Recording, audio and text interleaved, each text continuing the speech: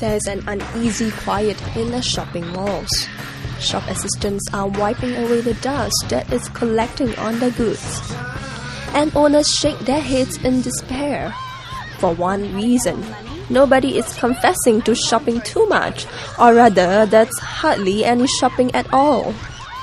During a recession, it is not unusual for consumers to cut back on their expenses. It doesn't help to hear news of companies cutting cost measures such as layoffs and pay cuts every now and then. This has put the brakes on spending to save for even darker days ahead. And the numbers tell it all. In February, retail sales dropped by 5.7% compared to the same month last year. And for January, figures dropped a drastic 15.5% compared to the same period last year. All retail sectors saw lower sales in February over January, from a total of $2.4 billion in February compared to $2.9 billion in January. And so who were the hardest hit? Food and beverage outlets, clothing stores and department stores all recorded more than 30% drops in sales. The numbers look depressing, and most economists predict that the slump in retail spending will not recover till the later half of the year. But fortunately, some retailers are not waiting till then.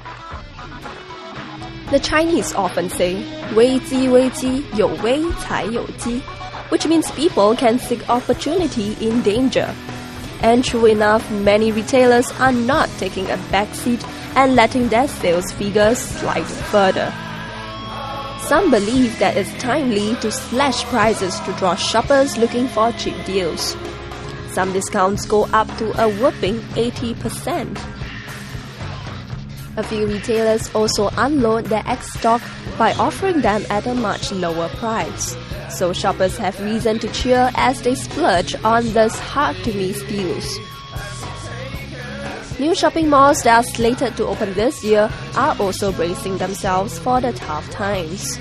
Iron Orchard and Tampines One, among others, are cutting rent to attract tenants to take up shop space.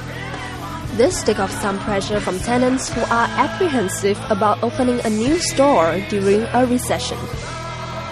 But not all retailers are doing badly. A couple of successful mega fairs such as the IT show and Nata's travel fair even got some asking, recession? What recession? So how much do you pay for everything? 3,200 plus. How much do you spend today? Just slightly over $1,000. Another way to get shoppers is by organizing mega expo sales. Retailers are looking at this option to get shoppers to take their money out from the bank and start spending. Retail giants like Metro and MPH Bookstore, for example, are holding mega expo sales next month. And for MPH, who have been holding such events for over 10 years, mega expo sales are definitely the way to go, as overwhelming response from bargain hunters seeking cheap buys mean big sales for retailers. Then there are the newcomers who have jumped onto the mega expo sale bandwagon, like Courts. While we are not sure how long this recession will hold out, but one thing is for sure. Retailers are not letting bad news get them down, and some of them are putting up a very good fight.